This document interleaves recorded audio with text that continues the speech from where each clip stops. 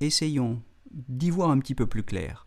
Essayons de comprendre le concept chinois de démocratie socialiste, c'est-à-dire de démocratie consultative.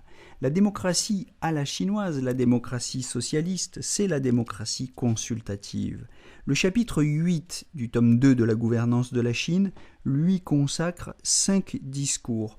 Les discours des 5 et 21 septembre 2014 en résument le but et les traits essentiels. Sans doute peut-on donc considérer que c'est à l'automne 2014 que le renouveau du modèle chinois se proclame solennellement comme démocratie. On remarque en effet que le tome 1 de la gouvernance de la Chine, qui paraît simultanément, n'en faisait pas un chapitre réservé, un thème consacré. Son but est, je le cite, de soutenir la maîtrise par le peuple de son propre destin.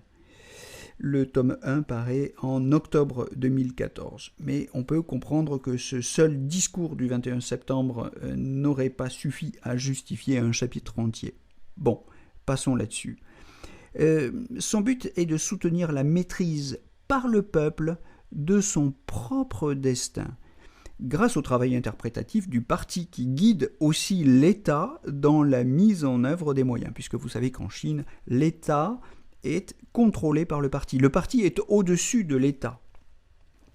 La démocratie, comme démocratie consultative, n'est pas une idée nouvelle en Chine. Xi Jinping rend hommage dans plusieurs discours. Vous voyez par exemple page 365 du tome 2, il rend hommage à Mao Zedong, à Zhou Enlai, qui en vantaient déjà les mérites, bien supérieurs selon eux à ceux des démocraties électorales multipartites, quoique, dans le cas chinois, une part d'électoralisme, comme vous allez le voir, comme vous le savez peut-être, n'est pas exclue. La démocratie socialiste développe en effet un débat interne sur le système électoral et élargit sa pratique de l'élection à l'échelle de la démocratie locale. Sur ce point, je vous renvoie aux constats, aux analyses d'Émilie Frenkiel dans une démocratisation aux couleurs de la Chine parue dans la revue Politique étrangère en 2011.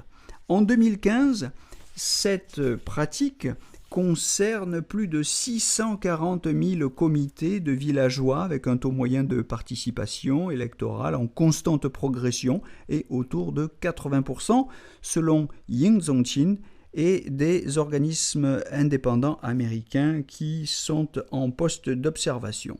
Je cite Ying Zongqin qui dit « Deux formes importantes de la démocratie socialiste sont les suivantes. Le peuple exerce son pouvoir par le biais de l'élection et du vote. 2. Toutes les parties au sein du peuple mènent une large consultation, c'est le mot important, xieshang en chinois, une large consultation avant la prise de décision majeure en vue d'arriver à un accord sur les problèmes d'intérêt commun.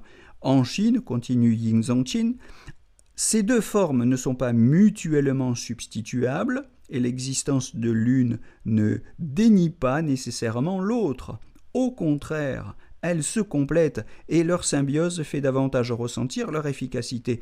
Elles constituent ensemble les caractéristiques et les avantages institutionnels de la démocratie socialiste chinoise. Fin de citation. Vous trouvez ça dans Ying Zongqin, le système politique chinois, traduit en français aux éditions Pages Ouvertes en 2015. Voyez notamment pour les citations que je viens de faire, pages 188 et 195.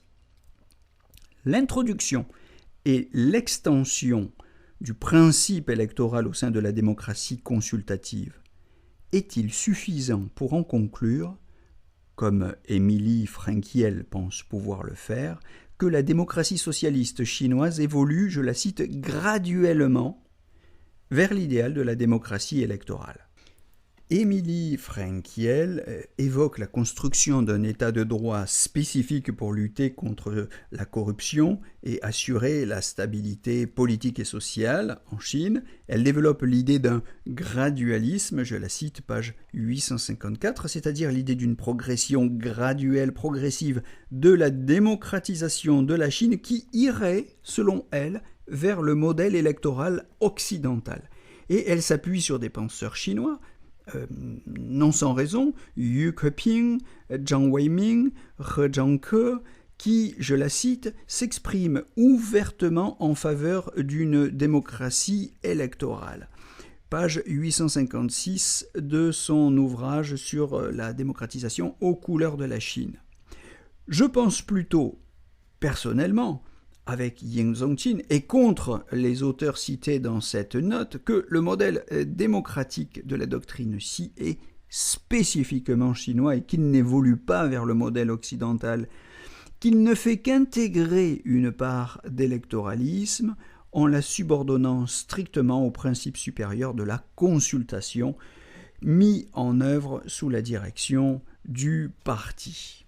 Donc je me démarque de l'interprétation d'Émilie Fränkiel parce qu'il me semble qu'on peut considérer que cette évolution du modèle consultatif chinois, du modèle consultatif de la démocratie à la chinoise, n'est pas une occidentalisation progressive, mais que cette évolution ne sert qu'à renforcer la légitimité des dirigeants et la lutte contre la corruption, sans en tirer la conclusion.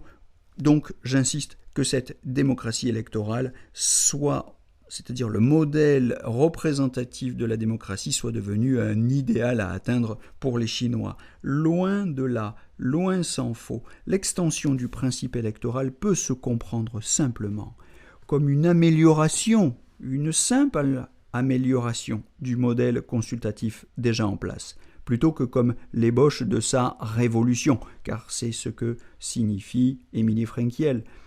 Je suivrai donc personnellement, en ce qui me concerne, plutôt les conclusions de Ying Zongqin que celles de Yu Keping, de Jiang Weiming ou de He Zhangke.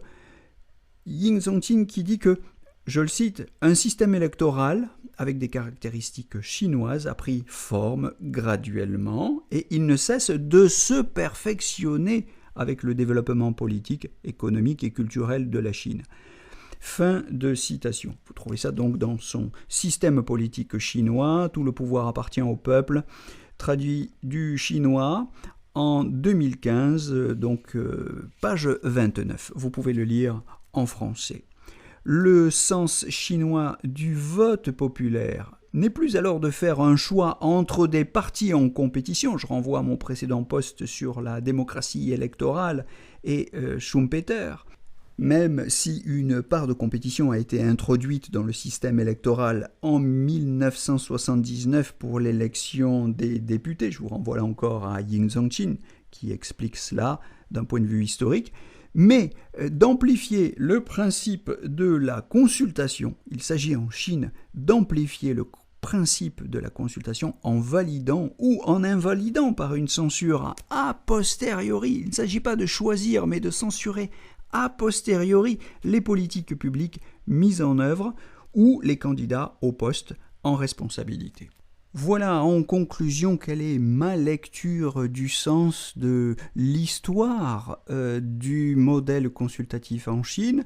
Voilà quelle est fondamentalement ma raison et ma critique adressée à tous les interprètes qui lisent cette histoire du modèle démocratique chinois d'un point de vue ethnocentrique en fait, à partir du fantasme que la Chine, parce qu'elle est raisonnable, pourrait enfin évoluer vers l'idéal du modèle occidental de la démocratie représentative que nous avons évidemment, nous en Occident, réalisé depuis fort longtemps. Je suis ironique, mais c'est sans malice ni provocation. Je crois qu'on peut discuter de ces choses. J'espère en tout cas qu'on pourra un jour parler tranquillement et avec humour de ces choses-là, avec humour, sinon avec humour du moins, sur un ton beaucoup plus détendu qu'il n'est possible actuellement. En tout cas, il existe au moins une plateforme sur laquelle cette discussion est possible,